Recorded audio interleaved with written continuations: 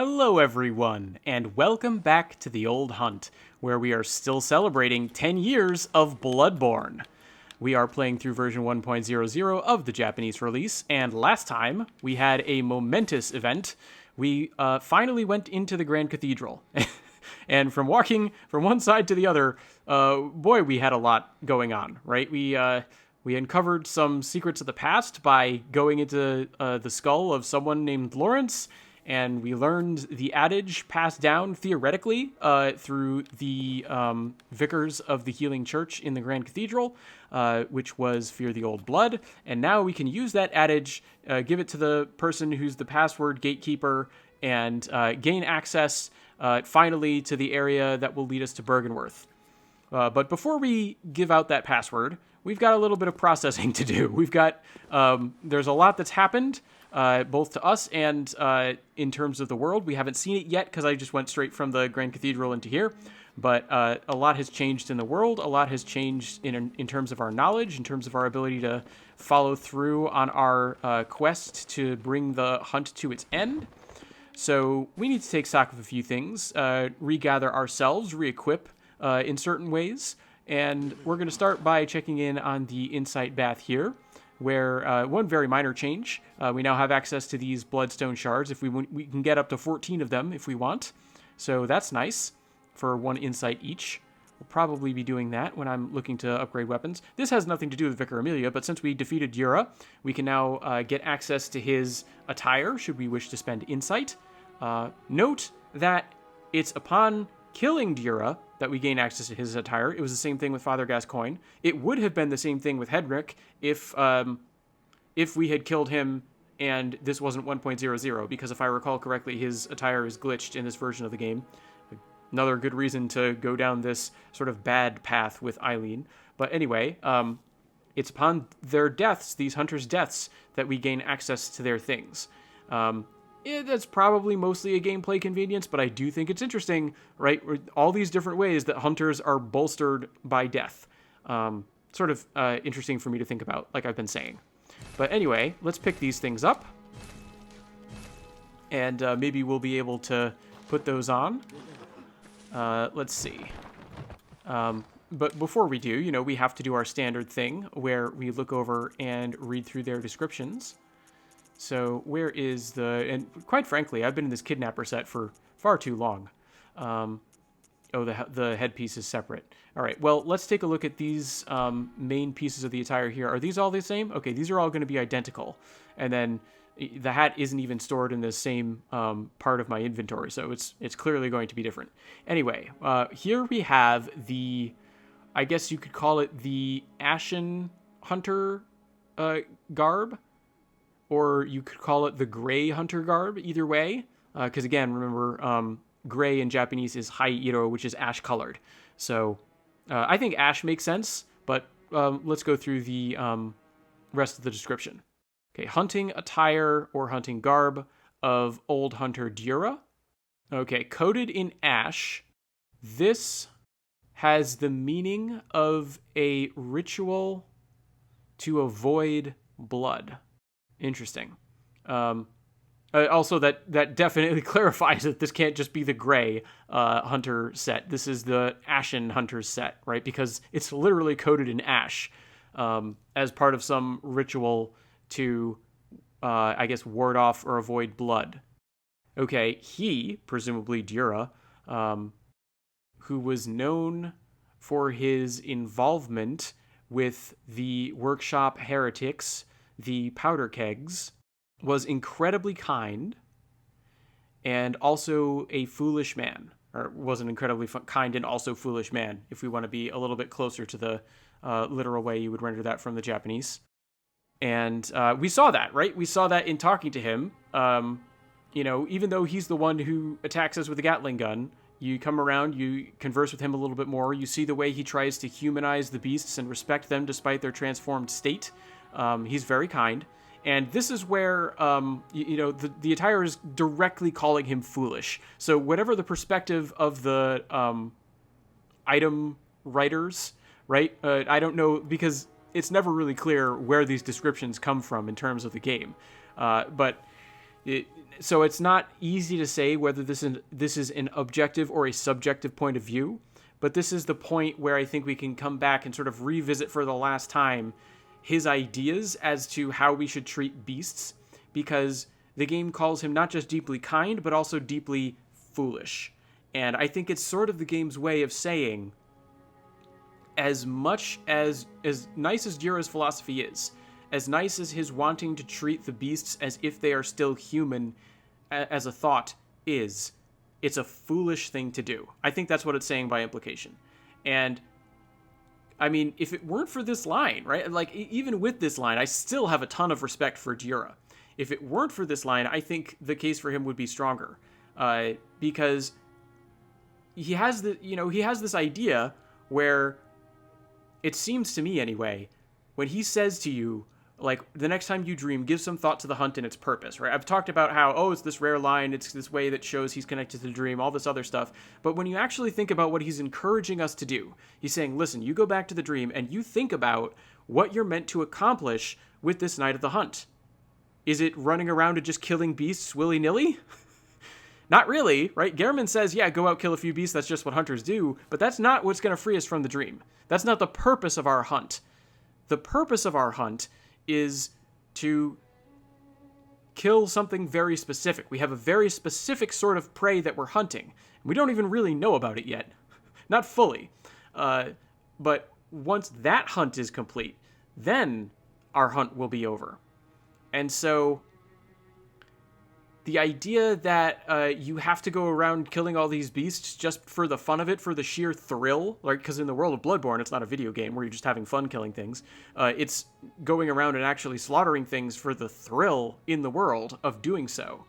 And there is that element of heartlessness, there is that element of dehumanization to it. And so I think there's strong reason to be like, well, question that and do it as little as possible. And try to respect the humanity that you can find in everything. But I think ultimately the tragedy of that view is that once these people are transformed, the people of Old Yharnam, right, they're really not people anymore, right? That seems to be, by implication, where the game sides by calling Jira's outlook foolish. Now, I mean, you can push back against that. This is just the perspective of the item description writer, but I do think that sort of is a strong indication of where the game sort of wants you to fall. And I do think the way that they write this is a little bit, and I've talked about this before, they try to be a little bit provocative with these item descriptions, to be like, oh, you think this thing is precious, this tear from the doll that shouldn't even possibly exist? Well, what do you know, right?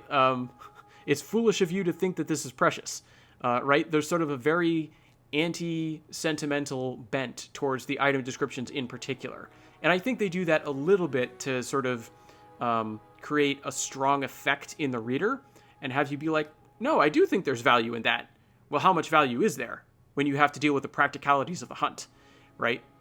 So I think it's this interesting sort of push-pull dynamic they have going on with the game, within the game itself, right? Because like I said, I have a lot of respect for Jira's position, even if this item description is saying that is a foolish, if kind, position for him to take. And you can sort of make of that what you will, but I do think it's one of the sort of ever-present themes in Bloodborne, not just in particular with Jira's storyline, but also that whole push-pull dynamic of how ruthless are you going to be, how much are you going to ignore sentimentality in favor of practicality, but at the same time, if you do that forever, you're going to lose your humanity, and if you do that, right, you've fallen too far. You can't persist anymore, and you lose yourself, you turn into a beast, or you go blood drunk, or, you have these other bad outcomes, so you're not maintaining that balance correctly. And I think a lot of this game is sort of trying to pinpoint where that exact balance is supposed to fall. And in Jira's case, I think it's saying he's gone a little bit too far on the sentimental side. But I don't know. I just think that's an interesting thing to think about in respect to this game and what's happening with its themes. I still haven't talked about the final line of this set of descriptions here, so let's go for there. Okay, so let's rehash before I open the phrase there. He was an extremely kind and also foolish man. Therefore, he despaired at the terrible spectacle of Old Yharnam and stopped being a hunter. And I think that last line there, I think they call him the retired hunter Dura officially, and the Japanese is pretty consistent calling him old hunter Dura. But the idea that he was a hunter and he gave it up, I think that is what gave that idea of retired hunter Dura a lot of currency. But anyway, and I do think it's interesting, right, that he's in this position where he believes so strongly that beasts should be treated as people that he sort of abandoned his hunt. So maybe all that I was saying before about his theoretical philosophy of, there are certain things that your hunt is aimed at, and those sort of necessary killings you have to go through with. Sort of he's willing to kill us if we threaten the beasts, right? It seems from his behavior and my reasoning beforehand, like there's a certain amount of killing that he accepts needs to happen. But maybe that's not his actual position.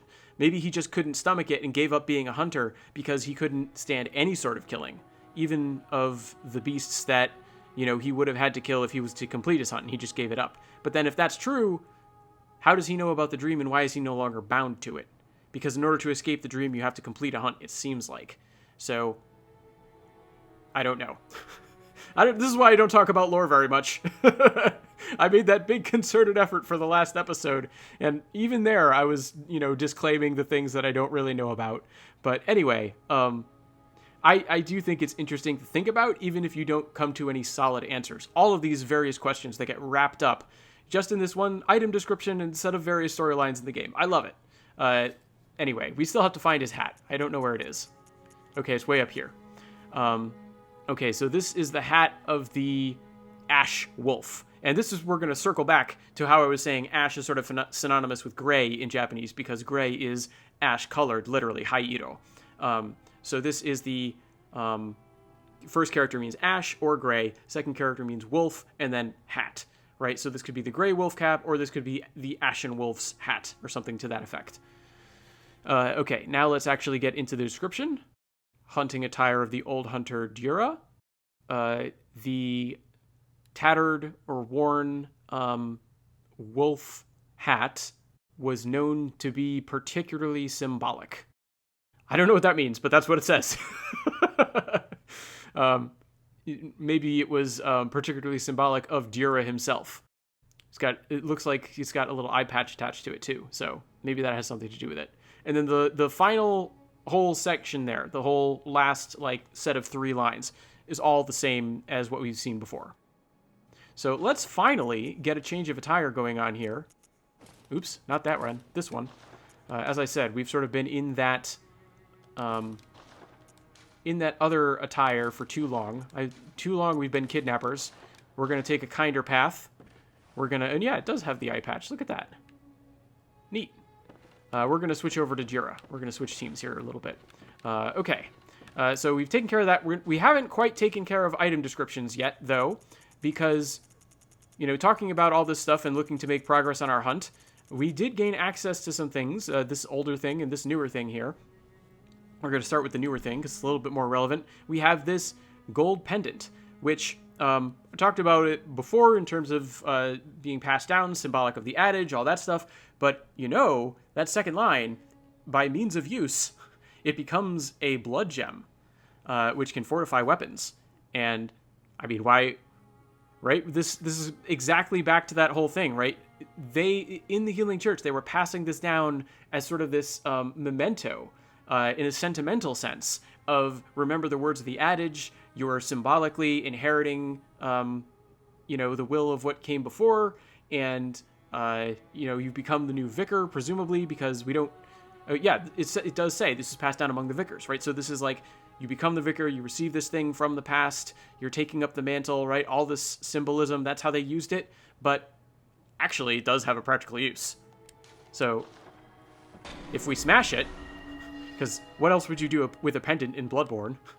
You just smash it, forget all that symbolic nonsense.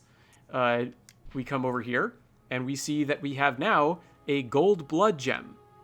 And this description starts out very standard, right? It's a blood gem that fortifies weapons and adds various properties. But then, starting in this second set of lines here, things get a little bit more interesting. Okay, so those, presumably blood gems of the radial type, often or frequently have an effect related to physical attack. But this golden one, passed down for generations in the healing church, has an effect which raises attack power, particularly against horribly transformed ones. And, okay, so why is that? It is precisely clerics that become the most horrifying beasts. And for precisely that reason, the healing church needed a contingency, right? I want to say contingency plan because that's a phrase in English, but it's like, it's actually just a thing, right? They needed something in their back pocket. They needed a thing in the form, right? Literally, it's something like a preparation. They needed, but it's referring, I think, to an actual physical thing. And this gem is an actual physical thing. So it makes sense that it would be referring to a physical object that they sort of lay by in preparation for dealing with these horribly transformed beasts, right? So we're seeing this idea that, okay, clerics just transform into the most horrifying beasts. And it's being presented here in this gold blood gem, and we've seen it also, it's been our experience in the game, right? The cleric beast, one of the first things we fought, one of the largest and physically imposing bosses that we fought in the game. Not the strongest, but definitely one of the most physically imposing. And then Vicar Amelia, also a very large, physically imposing beast, like way bigger than, say, the blood-starved beast, for instance. And so we've noticed already, like it's an example of two really, but it's beasts that are related to like clerics, members of the healing church, etc., that seem to have been the most horribly transformed. And the game itself, I don't think ever goes into detail on this, but there is an interview with director Hidetaka Miyazaki. I've referenced it several times. Very important interview. If you're interested in this game, definitely recommend it. I think it's in the guide for the game published by Future Press. They put it like at the back or something. You could also find it online, so you could also do that. But the director talks about how, sort of in his conception, the idea is that the humanity of these clerics sort of acts as a shackle, keeping them human. And it's almost like there's this pressure that's building inside the shackle. This isn't word for word from the interview. This is me summarizing, right? This is me giving you my understanding of what he said. Maybe I'll be able to find the relevant section and put the actual quote on the screen while I'm talking about this in editing. But I'll just give you my understanding for now, which is essentially this idea that you've got sort of the humanity acting as this, stabilizing force. And inside you've got this building pressure that you have to imagine, because we're going to see that people in the church are very interested in ascending, right? So they want to go upward. But at the same time, they seem to be being pulled downward, if we're looking to give directions to things, towards like beast status. And as we'll see, sort of there is this interrelationship, and we've already sort of gotten some strong hints of it, of like blood and beasthood, and sort of reveling in the physical, and all the analogies to like getting drunk on blood, all these things about like losing yourself to the euphoria of the feeling, right? There are these ways in which sort of blood is tied to that sort of instinct. And so I think the idea, anyway, to get back to the sort of metaphor, is you have this thing that's held in place, and then the forces, because it's held in place so strongly, the forces that are building those pressures eventually get to this point where when the humanity sort of shatters, the resulting released pressure sort of creates this gigantic transformational effect. And that's why you get these physically imposing, like, very large beasts. And again, this is never really in the game, and I've just sort of very badly summarized, I think, the idea from the interview. But that's sort of one way that you can interpret the tremendous physical transformations of the beasts associated with the healing church. And while we're on this theme, if we look over here I've been sort of holding on to this weapon for a little while now, we have Ludwig's Holy Blade. And so this is, as I go through the description, a trick weapon that is used by, hunters of the Healing Church in particular.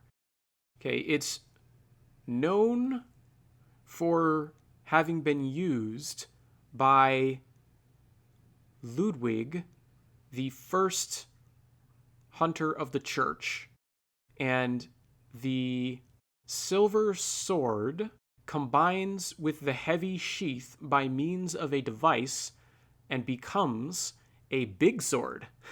It's fun. Like, it's just the character for big and then the character for sword, so it sounds a little bit it's the wrong register, right? It sounds too informal, but it's literally what you'd get if you look at the characters, and I think that's a little bit funny. Anyway, final section here. Okay, so the Healing Church Workshop, which puts Ludwig at the extreme end of its timeline, right? So this very literal idea, right? Basically, Ludwig started, or he was the point from which the Healing Church Workshop went forward, is sort of the idea. So the Healing Church Workshop, which was, I'm just going to say, founded by Ludwig, produced for hunters a different style from that of aged Gehrmans,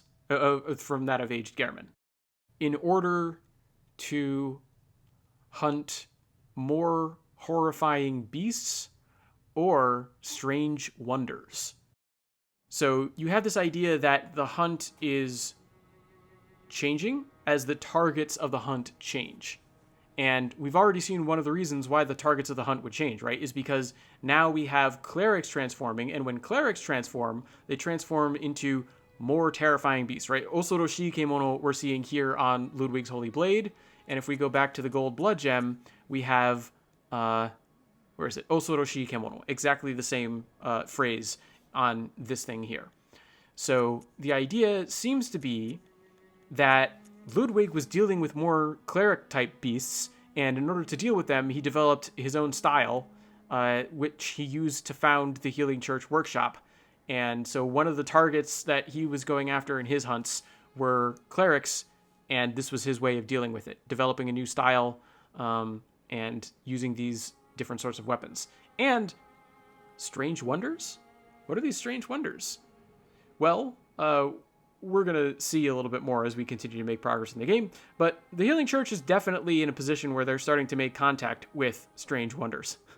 But I'll wait till that becomes, I suppose, a little bit more obvious before I get too much into that. But it does seem to suggest that there are like weirder things that this sword is also well equipped to deal with.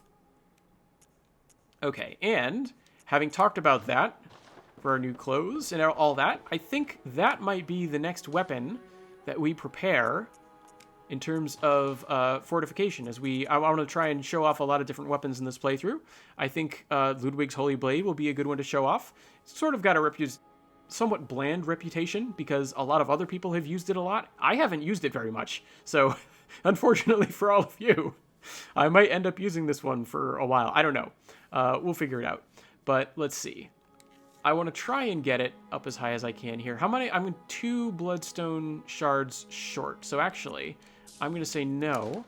And I'm going to buy... I could buy from either the Blood Echo shop or the Insight shop. I'm going to buy from the Insight shop.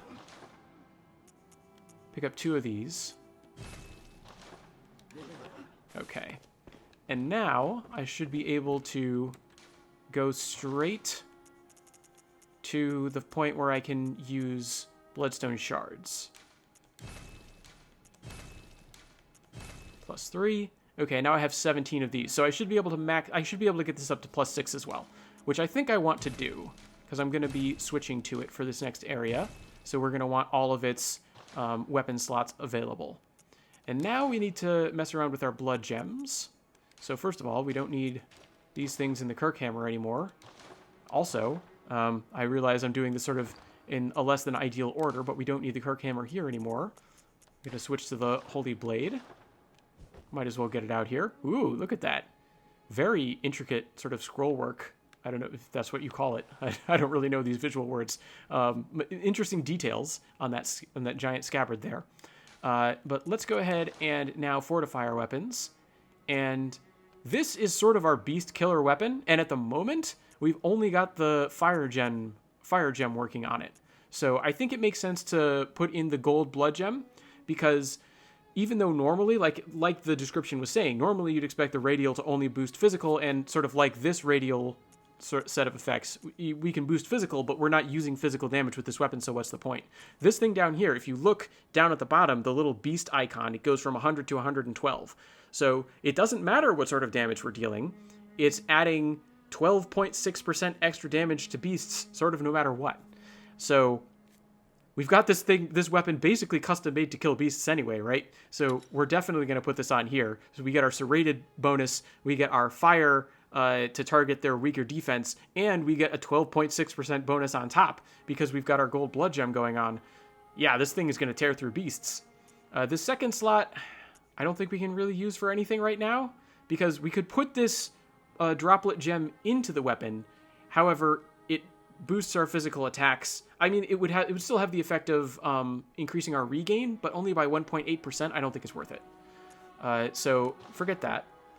Okay, let's go over to the, no, not the Church's Stone Hammer. Here we go, Ludwig's Holy Blade. Now this weapon, can we do anything weird with it? Okay, we can't really take advantage of it in its arcane sense just yet. That's unfortunate. All right, well, we'll boost it physically until we get another option for arcane. I like the looks of 66. And then get that one up to 72. What is that? Blunt? Yeah, I don't think this has a lot of blunt. Maybe in transformed form it does. Okay. So that's going to make it a good physical weapon for now. There are other arcane options. There's Bolt, and then there's straight arcane itself. So over time, we can eventually sort of invest in other options for this. Now, I have previously done a quick playthrough where I went through and I made this into an arcane based weapon, and I played around it with it a little bit, but I didn't end up getting a ton of use out of it. It was basically just so that I could record a Translation-Born special. So I haven't really gotten a lot of experience with sort of changing this thing out. But anyway, we've got a whole new weapon setup, and the doll has some new things for us as well. And as a matter of fact, speaking of the doll, I'm remembering there's this other thing here where, remember, we have this thing, the tear stone, which shouldn't exist, right? It's this strange thing because dolls have no emotions. They shed neither blood nor tears. And yet this exists. But if we use it, it becomes a droplet blood gem, right? So let's go ahead and use this. And we have the tear blood gem. I shouldn't have run away from the blood gem stuff just yet. But, you know, I'm a little absent-minded. That's okay. We'll deal with it. It's that we've got not far to go. Okay, so item description time. This is the Tear Blood Gem. This is a blood gem that strengthens weapons, fortifies weapons, adds various properties. Standard opening blood gem line. Pretty standard follow-up there, it looks like. So this droplet type is a special type that can fit all weapons and adapts to shapes. Adapts, right, is suitable for all shapes. Like, I don't know what the best way to get that idea across is, but it sort of is a droplet, right? So it molds itself into whatever shape it needs to fit into any weapon, essentially. Okay, now things get interesting in the central section. Okay, that, which is presumably the item in question, right? So the Tear Stone, or the Tear Blood Gem, which was born from the tear of a doll that shines silver. The silver shining tear of a doll, the doll, right? We know where it came from. Anyway, so that blood gem, which was born from the tear of a doll, resembles quiet encouragement. And it has the effect of continuously recovering that vital force, HP.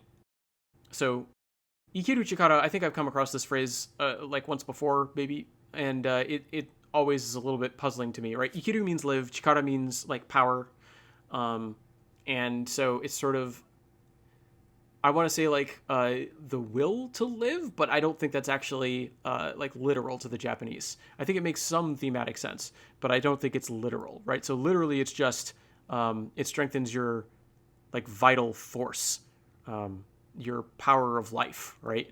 Which is represented by your HP. So it has the effect of, right? And it makes sense, right? It's this quiet encouragement. It's this subtle thing in the background that's just always there, rooting for you, always supporting you.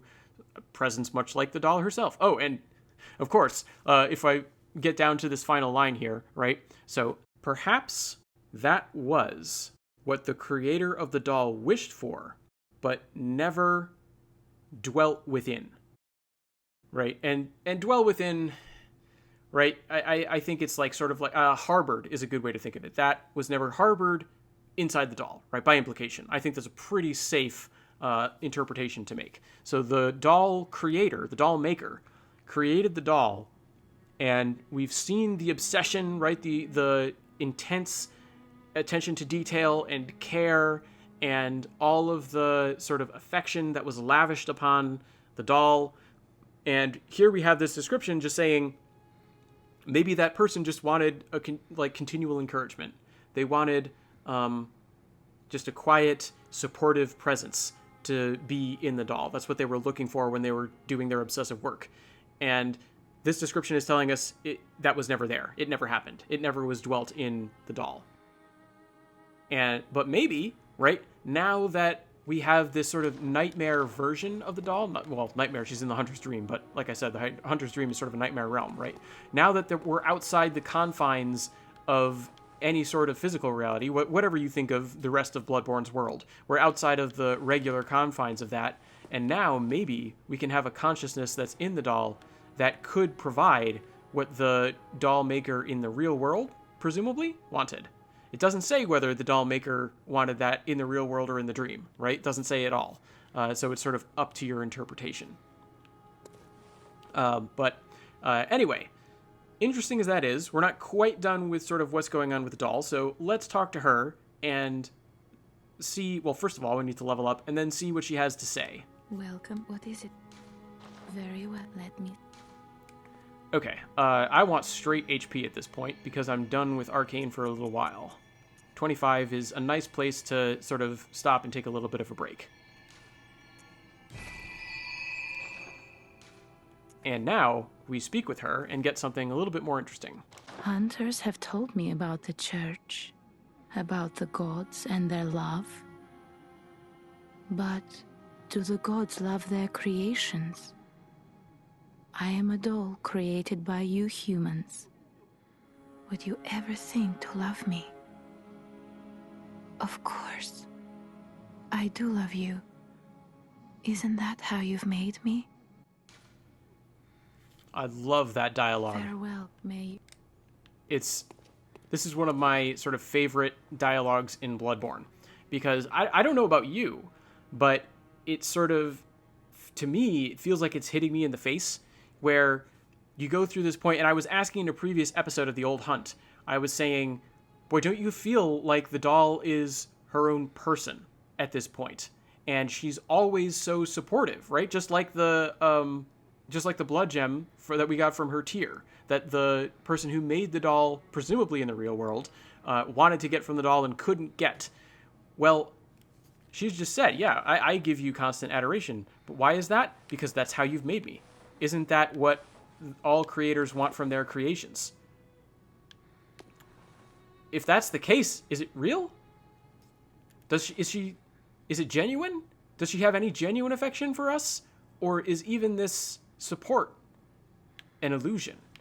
Or maybe it's not an illusion, but it's not the same as what you'd get from another being that could give it freely, as opposed to give it as a matter of course because of the nature of their being. Right? And I just think this is a fascinating question that the game asks you without really giving you any answer. And I think for me personally, right, when I got to this dialogue for the first time, I remember just being like, whoa, I have to stop and think, because I've basically just been treating the doll as a person, and I have to think, well, she's not though, is she?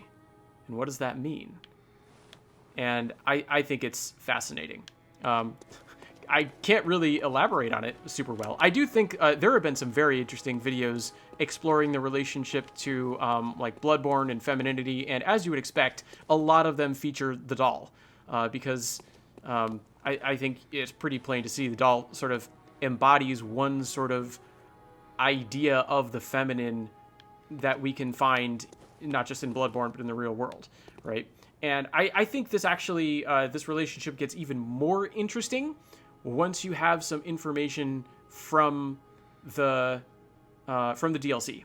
And of course, the DLC doesn't exist yet. But once you get some more information about what's going on with the doll, like, because the DLC, when they add it in, it sort of changes what is Bloodborne, right? It sort of changes it fundamentally. So I've been bringing it up here and there, but I've been trying to avoid it because I sort of want to take in 1.00 as 1.00. But if you do want to think about sort of what happens with the doll's storyline in relation to the DLC, I can't remember it off the top of my head, but I'll try and find the person on YouTube whose video I was watching that I thought was very cool. And you've probably already seen it if you're watching this video, because I'm not exactly a huge Bloodborne creator, and I think they have a ton of views on that video.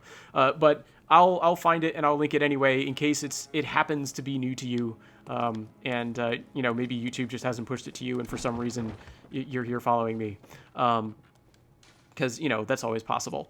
I did want to add. Can I blood fortify? Oh, I don't have the ability to add blood gems to my guns. I was going to add the sort of continues to recover HP, sort of doll-themed gem to my firearm there, but I can't because I never upgraded my gun, and I don't regret not upgrading my gun because I'm not really going to use it in this playthrough. So that's fine. Anyway, I don't want to spend this whole episode in the dream. There's more to talk about in the world of Bloodborne, but I think just in the interest of making a little bit of progress, what I want to do is I want to go give the password, sort of like I was saying I was going to do, and we can spend some time going back and exploring what's happened with the state of the world a little bit more next time. But for now, we'll be warping and using the password. Okay, back in the Cathedral Ward. This place that we've been so many times, and look at this. This is one change to the world state that is immediately obvious. Now that we have slain Vicar Amelia, it's no longer sunset, it is nighttime, right? We are on full-on night mode. So the lighting is different. We can see these gas lamps are on, which is very cool. Interesting to see all the different sort of lights flickering in the distance now. And as we run around, well, the enemy placement slightly different. I think those crows are further back. There's no longer... Remember there was that one enemy that was always fighting me around here? That enemy is nowhere to be found. I'm pretty sure the kidnapper... Yeah, the kidnapper's still here.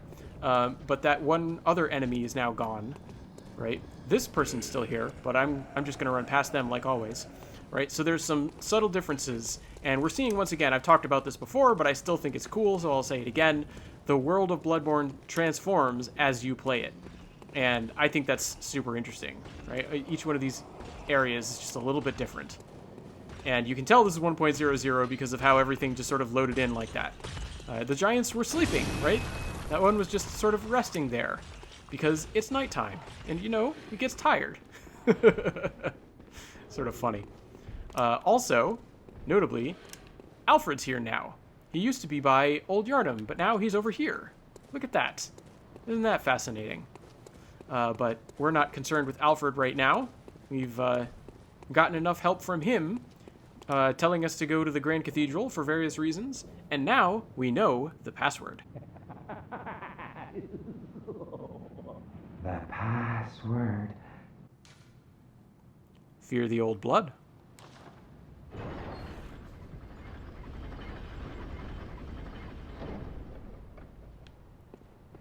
Boy, that's interesting. We can talk to this He's already dead. We get Madman's Knowledge. I think it's interesting that that's not an insight, like a passive insight moment, but it's in the form of Madman's Knowledge. It does make sense that you sort of have to interact with him, but he was dead the whole time. I love this idea that it was just sort of the force of his will. He was so dedicated to his mission of keeping these gates shut, except for someone who knew the password, that even though he stayed here until he died and watched at his post, it sort of remained in the world and kept working to keep the door closed. And now that I'm thinking of it, I imagine this is one potential way that you could go back to that idea of saying, well, this can't be the real world. Because in the real world, hey, corpses don't keep doors shut. Now, the real world of Bloodborne might work a little differently, right? So maybe you can still explain this away.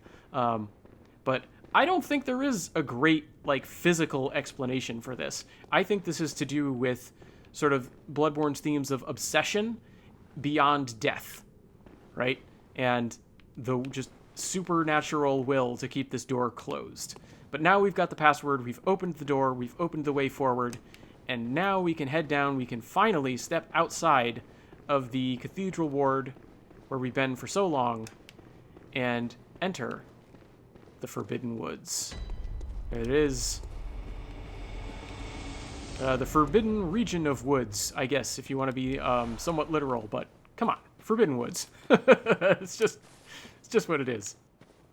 And I don't think there's anything up here. I think that one item, I always want to think that there's an extra item hidden down around this door, but I think it's literally just that one. Yeah, okay.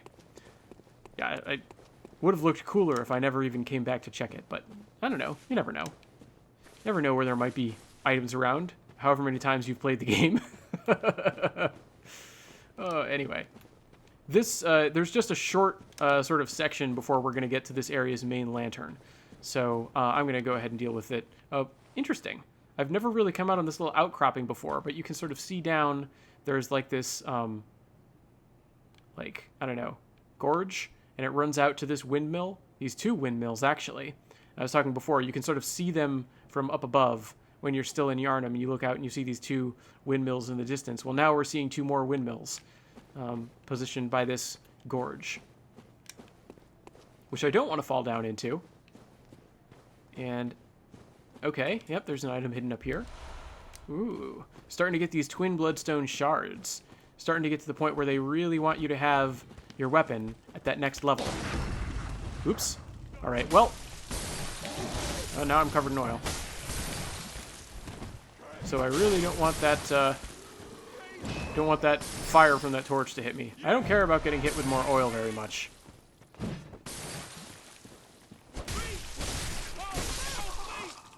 Interesting that this town's finished. Yeah, you think this is a town, buddy?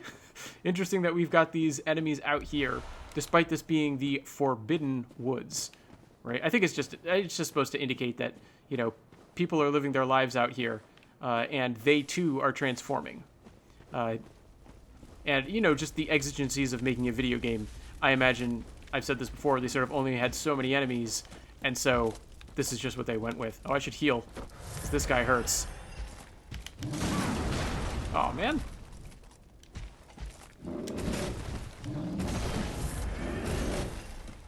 I wonder, what's the... Ooh, that transformation attack is slow. I was expecting something more like the other transformation attack. I wanted to break the armor. I don't know, maybe you can't. I have this feeling like you can, but maybe you can't. Look at that jump attack. I don't care how much this person beats on me. I'm gonna win. I'm gonna go back to the dream. I shouldn't have even wasted those blood vials, but I guess I got them back. Most of them. I still used more than I regained, but still. There's just an item back here that I want to go... Ooh, 2 items. I forgot about one of them. Okay, Madman's Knowledge, Blood Gem. This is something also that I want to point out about the Forbidden Woods, right? I was talking about sort of Hemwick and how it layers its storytelling and how you don't really get necessarily a lot of items that are specifically related to Hemwick, just really a couple. The Forbidden Woods is another area that's like that, where you don't end up getting a whole bunch of items that tell you much about the Forbidden Woods as a place. And this is where I really got struck when I was playing Translation Born, by sort of the difference between the presentation of most of Yharnam, where like everything is new and you get tons of item descriptions, and as you explore Yharnam, you're just naturally learning more about the nature of the world and all the things that are in it. And you come to the Forbidden Woods, and at that point, most of the most of the items are essentially repeats.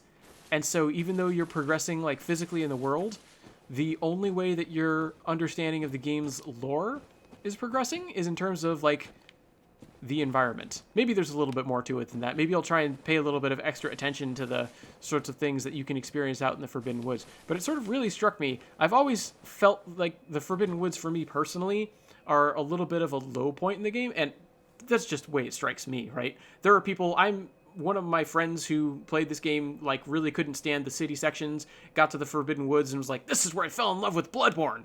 And so I know there are people out there who just love the Forbidden Woods. Personally, I don't have that reaction, and I think it's interesting to consider the possibility that in part that's because all this like all the flow of information we've been getting has sort of slowed to a crawl. But I don't know, that's a theory. We'll explore it more as we explore the Forbidden Woods. For now, I'm going to be wary. Okay, he turned around. Good. For now, this episode has gone on more than long enough, and I would like to thank you all for joining me, but I'm going to call it into my hunt for the evening, and in the meantime, until the next one, I wish all of you good hunting. I don't like sitting down at the end of it. Stand back up. I refuse to accept this. I'm going in... Nope, wrong menu. I'm going into a menu to fix this problem. I wish all of you good hunting.